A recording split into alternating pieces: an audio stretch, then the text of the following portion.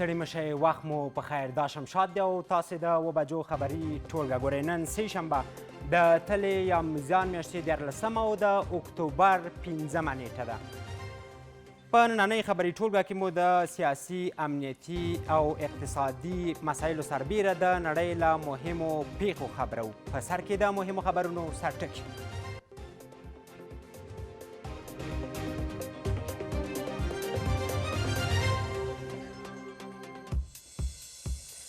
د خلکو اندېښنې او غبرګونونه بې ځایه وو. د افغانستان پر هوایي حریم د ډرون ګزمو په تړاو کابل او واشنګټن خبرې کړي. د امریکایي لوري نه مو غوښتنه کړې ده چې دغې تړون ته ژمن پاتې شي. اسلامي امارت د هیڅ چا سره منازعه نه غواړي، جنجال نه غواړي. مسئولین پر مسلکیتوب او ژمنتیا ډاډمن دي. اسلامي امارت پوځي او امنیتي برخو کې نوي کسان وګمارل. څونه چې دا پروسه ځنډېږي، د دې ګمارنې ځنډېږي او د افغانستان په رسمیت پیژندل ځنډېږي، متاسفانه چې دې جنجال، مصیبت او دې ټول زغمل به دې بیچاره ملت باندې. له دندې نه د ګوښه کېدو غوښتنه یې شوې. د لوړو زده کړو سرپرست وزیر څرګندونې له سختو غبرګونونو سره مخ دي. هغه څوک چې له دغې باره کې فارغان شوي دي د ټولو لپاره خواشینونکی خبر دی. او روسیه د یو مستند فلم جوړولو لپاره خپله فلمي لوبغاړې فضا ته لیږي.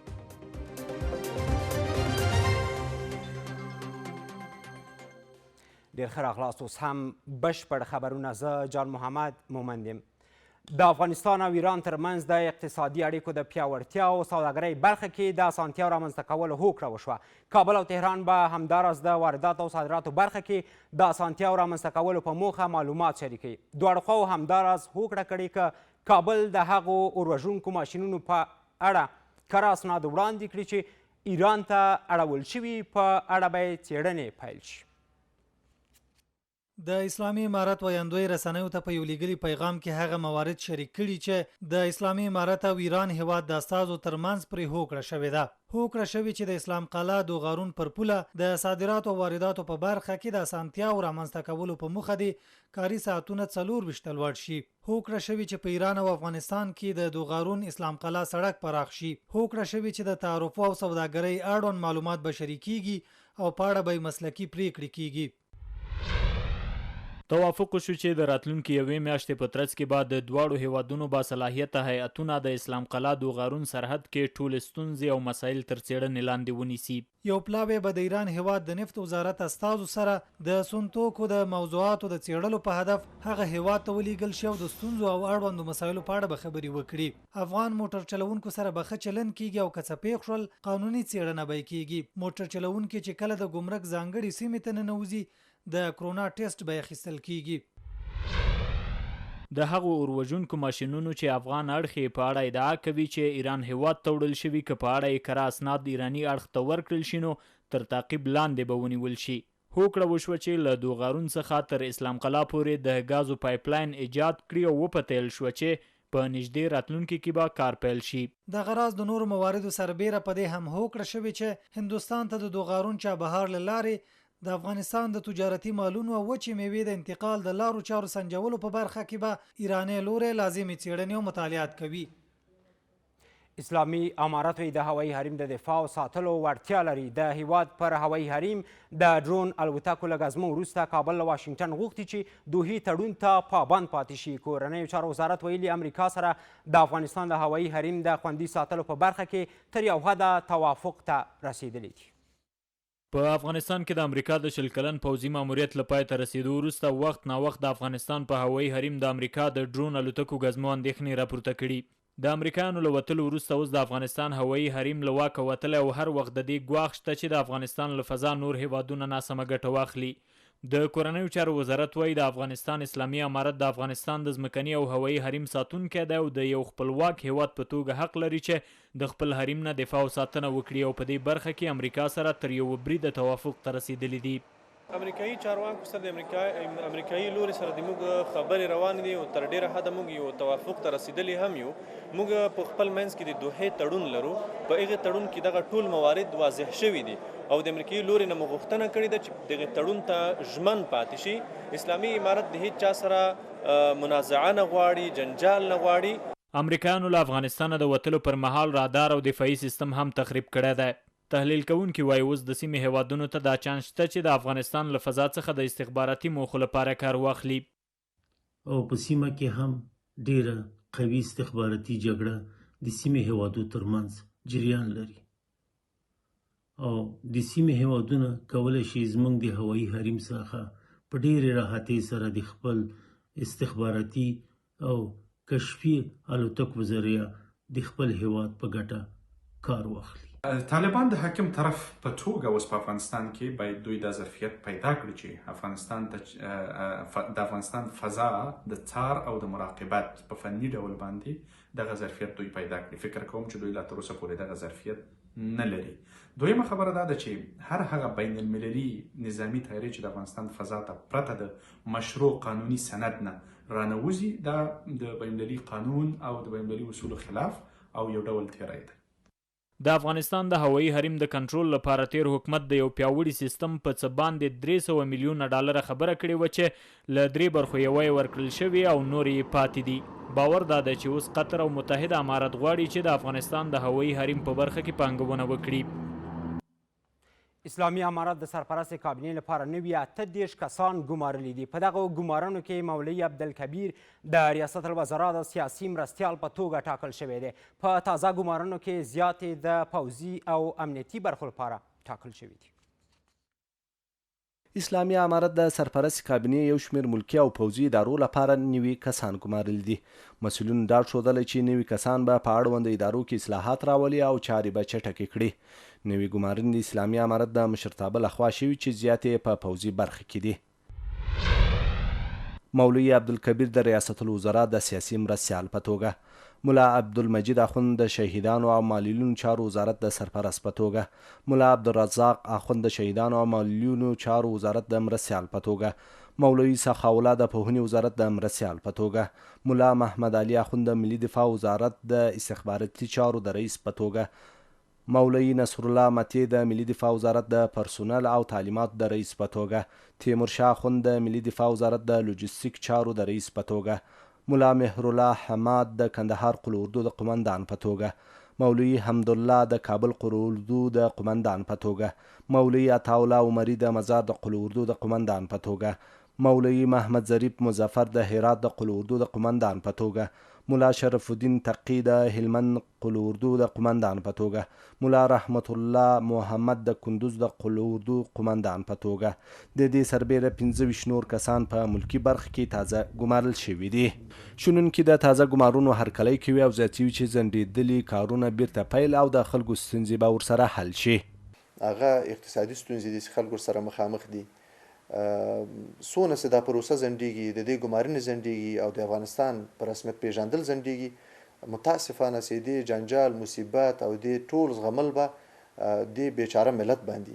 په ټولو کې ټینګار پر دې دی چې د پاتې وزارتونو او ادارو لپاره دې هم مسلکي او ژمن کسان وګمارل شي. دا ټاکنې د ما باور ده چې تش ځایونه او د ډک شول او هلته مسؤلین تعیین شول، نو په دغه برخه کې به د ستونزو د حل لپاره د مرسته وکړي، خصوصا دغه د نظامي برخې تعیینات او دا چې وینې رامنځته شول د ډېره ښه ده او آینده هم څومره چې ممکنه وي باید په حکومت کې او په ټوله دستګاه کې تش ځایونه ډک شي څو چې مسؤلین او امور ته رسیدګي وکړي. اسلامي امارت وايي سرپرسته کابینه د بشپړېدو په درشل کې ده او ډاډ یې ښودلی چې ګمارل شوي غړي ټول مسلکي او ملي ګټو ته ژمن دي. کورنیو چارو وزارت له کابو 2 میاشتې ځنډ وروسته د پاسپورتونو ویش بهیر پیل کړ. مسؤلین وایي اولویت هغو مراجعینو ته ورکول کیږي چې د پاسپورت اخیستو لپاره یې پخوا نوملیکنه کړې ده. د مسؤلینو په وینا ټول پاسپورتونه د جمهوریت دي او هیڅ تغییر پکې نه دی راغلی. له کابو 2 میاشتې ځنډ وروسته یو ځل بیا رسما د پاسپورتونو د ویش لړۍ پیل شوه. د کورنۍ چارو وزارت د پاسپورت ریاست خپل ټول پخواني ښځینه او نارینه کارکوونکي ورغوښتي او رسماً د پاسپورتونو د ویش بهیر پیل کړ. د مسؤلینو په وینا شاوخوا 1 میلیون پرنټ شوي پاسپورتونه ورسره شته چې د تیر حکومت پر مهال چاپ شوي او له کوم تغییر پرته به وویشي. په لومړي سر کې هغه شاوخوا 15,000 پاسپورتونه ورکول کېږي چې چارې یې پخوا بشپړې شوي او یا نیمګړي پاتې دي او ورپسې به 170,000 نور هغه ویشل کېږي چې فورمې یې له پخوا ډکې شوي دي. د ټولو نه مخکې موږ هغه پاسپورتونه اجرا کوو توضیح کوو چې د هغو کارونه مکمل او یا نیمګړي پاتې دي.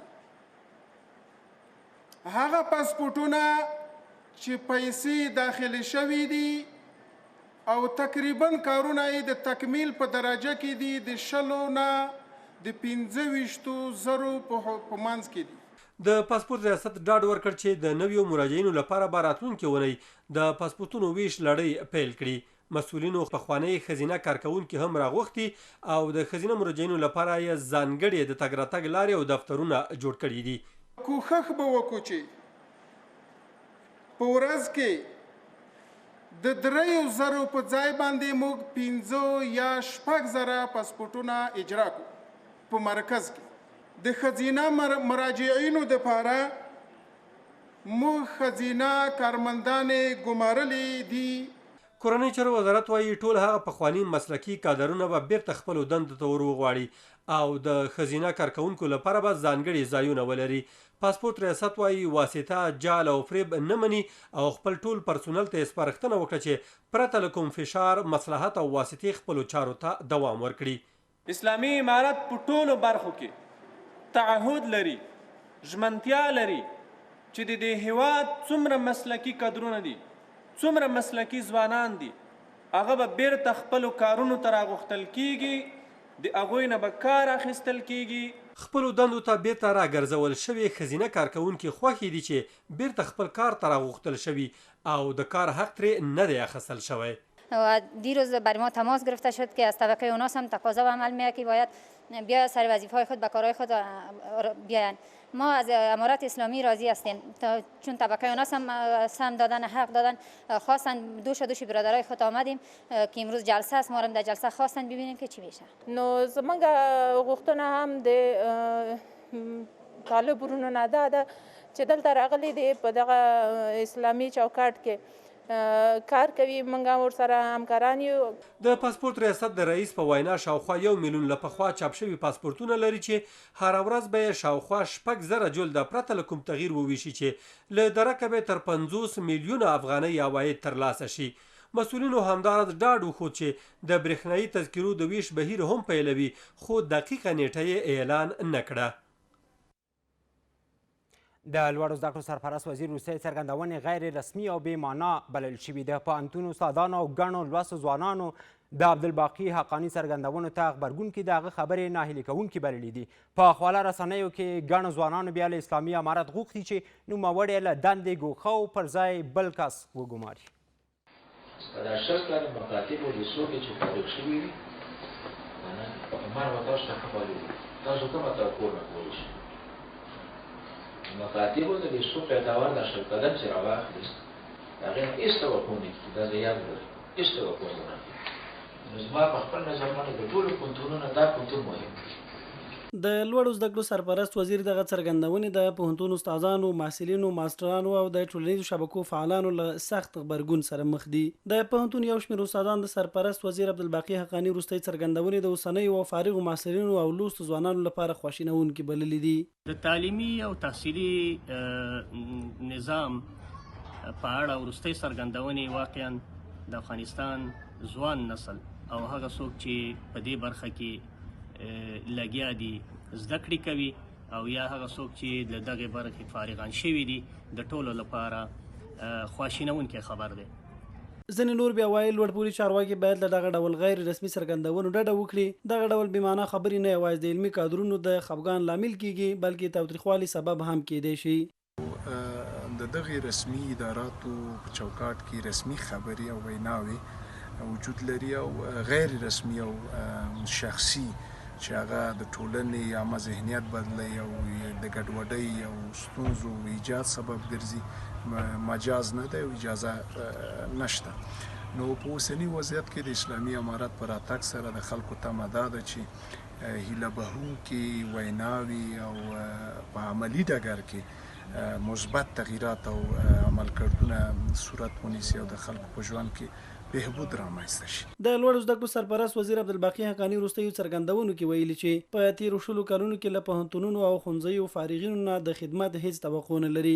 د پوهنتون استادانو سربیره لوستو ځوانانو دغه څرګندونې بې معنا بللي او د اسلامي امارت له مسؤلینو یې غوښتي چې د نوموړي پر ځای د یو مسلکي او علمي کادر د وزارت لپاره وګماري. د تلې 14مه د ښوونکي ورځ په ټول هیواد کې نن ونمانځل شوه. هرات کې بیا د ښوونکي ورځ په داسې مهال مانځل شوي چې ښوونکو له تیرو 3 میاشتو راهیسې معاشونه نه دي اخیستي. ښوونکي وایي د معاشونو نه اخیستو له امله له سختو اقتصادي ستونزو سره مخ شوي دي. دلته د هرات ښار د مختلفو ښوونځیو ښوونکي راټول شوي ترڅو د دوی د ورځې په ویاړ یا له زیار او زحمتونو څخه مننه وشي.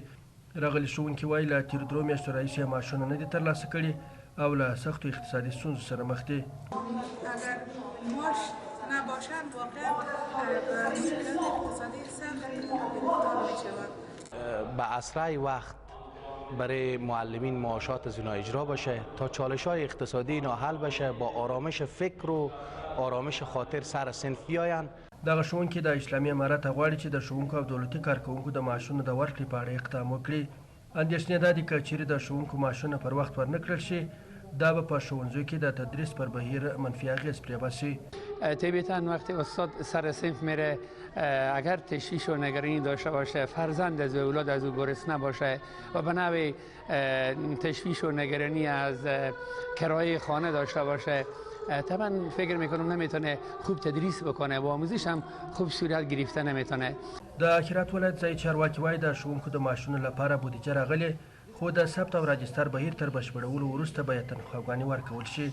چنانکه شما شنیدید از 5 ولسوالی الحمدلله اکمال شده و در ولایت هم جریان داره. انشالله کمیته ثبت که انشالله مشکلات رو به آخر برسانه و موضوع اینا حل بشه، انشالله معاشات داده میشه. معاشات آماده است، انشالله بعد از تثبیت و تکمیل اونها اینا انشالله پرداخته میشه.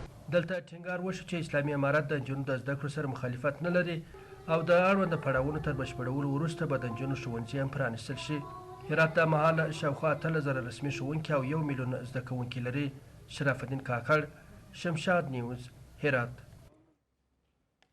په کابل کې د بهرنیو سفارتونو فعاله موجودیت د نوي حکومت خاموشه رسمیت پیژندنه ده. شنونکي وایي یو شمېر هیوادونو د خپلو ارزونو لپاره خپلې سیاسي استازولۍ فعاله ساتلي او دا یو ښه فرصت بولي چې نوی حکومت په رسمیت وپیژندل شي. په همدې حال کې اسلامي امارت ویلي ډېر ژر به ځینې هیوادونه نوی حکومت په رسمیت وپیژني او خپل دریځ به اعلان کړي.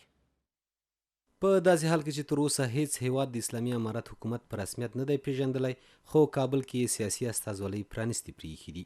تحلیل کوونکي په کابل کې د یو شمېر هیوادونو د سیاسي استازو حضور او فعالیت په خاموشه توګه د افغانستان د نوي نظام د رسمیت پیژندنې په معنا بولي. په ډیپلوماتیکو اصولو کې دغه حالت ته د ارزونې حالت هم ویل کیږي او پکې د رسمیت پیژندنې امکان زیات وي. په کابل کې د سفارتونو موجودیت په خپل یو ډول خاموشه په رسمیت پیژندنه ده یا سایلنت ریکگنیشن ورته ویلی شو. دا خاموشه په رسمیت پیژندنه داسې چې یعنی دولتونه متردد وي کله چې معمولا د یو دولت ځای بل دولت نیسي، خصوصا د نظامونو د نوي کېدلو خبرې دولتونه خپل احتیاط لري. داسې حالت کې یا دوی ځي رسمي شناخت او یا دا چې ځي یعنی د اړیکې بیا پرې کېږي. نو زه فکر کوم دوی د ارزیابۍ په حالت کې دي. دا یو ښه نښه ده چې دوی دلته شته. د طالبانو اسلامي امارت په ټول افغانستان حاکم دی او نفوذ لري او په کابل کې د بهرنیو سفارتونو فعالیت د دې ښکارندویي کوي چې یاد هیوادونه له افغانستان سره غیر مستقیمې ډیپلوماتیکي اړیکې لري. دولتدارۍ په اصولو کې طالبانو د افغانستان بشپړه جغرافیه خاوره په خپل کنټرول کې نیولې ده، حکومت یې جوړ کړی ده، حاکمیت لري، قلمرو لري، نفوذ لري. دا څه نړیوال شرطونه وړاندې کوي او له بلې خوا د دوی سفارتونه په بشپړه توګه فعاله دي په افغانستان کې.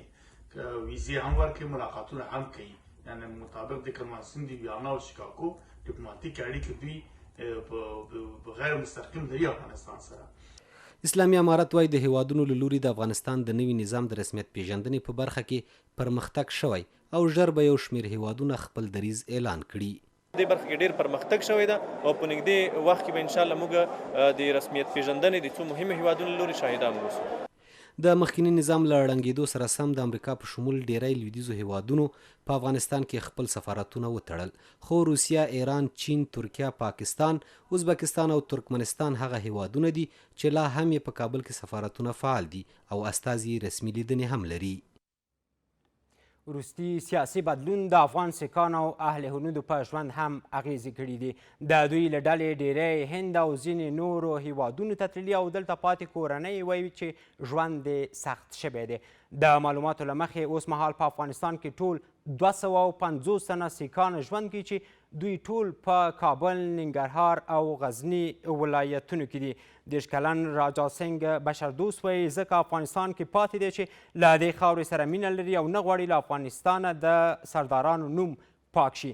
دغه مذهبي اقلیت پیروان وایي د اسلامي امارت پر راتګ سره ورته د خوندي ژوند ډاډ ورکړل شوی دی. موږ هم لاړ شو، څو کسان پاتې دي، موږ هم لاړ شو، افغانستان په سرداران نه به پاتې کېږي، د نوم او نشان ختم کېږي او خپل وطن سره مینه لرو، هغه له خاطر هم نظم چې باید موږ نوم باید افغانستان نه باید لرې نه شي. او تاسو به تقریبا څومره کورنۍ پاتې اوسه؟ موږ خو ډېر کم پاتې یو، 250 کسان پاتې یو، 250 کور نه چې 250 کسان پاتې.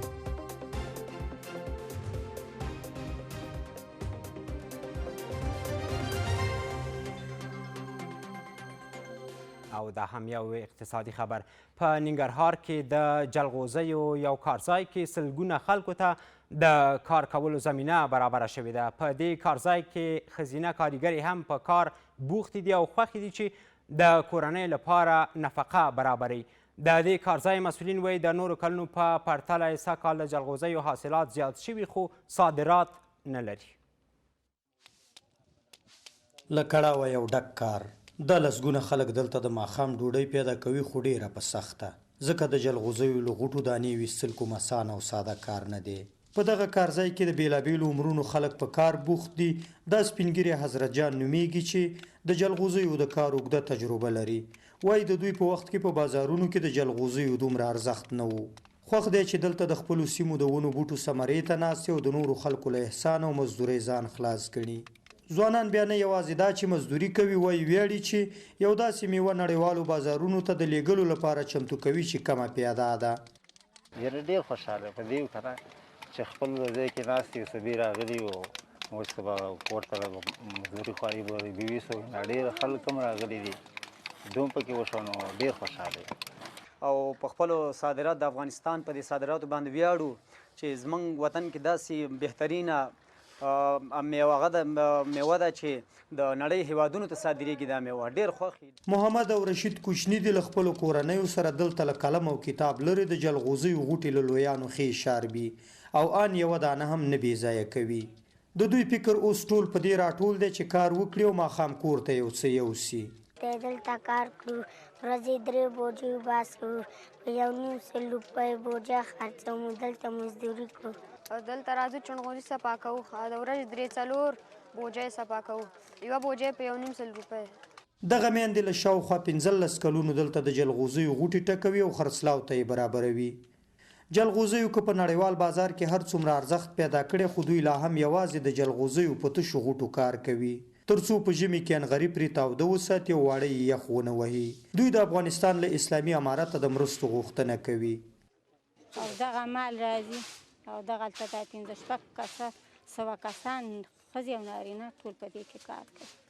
همدغه خشاکو دپاره دا ورسره پاکوو او بس چې څوک یې په مزدورۍ کې هغې له نغده روپۍ ورکوي، هغه د نارینهو په ځي کې. بس زه کله یوه بوجۍ وکړو، کله 2 وکړو، کله چې زیاتې 3 وکړو. پوښتنه همدغه ده بچیه چې بس د خدای هم سره دغه وشي او مرسته وشي. د جلغوزیو د کارخونې مسؤلین وایي سلګونه خلکو ته یې د کار زمینه برابره کړې، خو په کور دننه او نړیوالو بازارونو ته د جلغوزیو په رسولو کې ګڼ مشکلات لري.